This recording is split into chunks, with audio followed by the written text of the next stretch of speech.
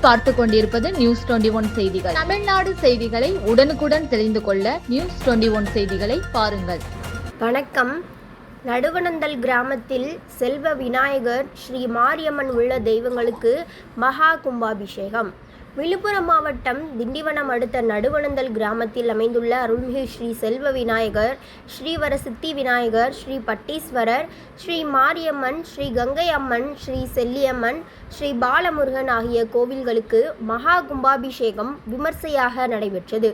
விழாவை முன்னிட்டு முன்னதாக யாகசாலை அமைத்து புனித நீர் கலசங்கள் வைக்கப்பட்டு கணபதி ஹோமம், கலச பூஜைக்கு உள்ளிட்ட யாகசாலை கேள்வியும் தீபாராதனையும் நடைபெற்றது. தொடர்ந்து கடம் புறப்பாடு நடைபெற்று புனித நீர் ஊற்றப்பட்டு தீபாராதனை காட்டப்பட்டது. இதில் ஏராளமான பக்தர்கள் கலந்து கொண்டு சாமி தரிசனம் செய்தனர். கும்பாபிஷேக விழாவிற்கு அனைத்து கிராம பொதுமக்கள் செய்திருந்தனர். மேலும் வன்னியர் கோட்டை நண்பர்கள் சார்பாக 2 நாட்களுக்கு அன்னதானம் வழங்கப்பட்டது.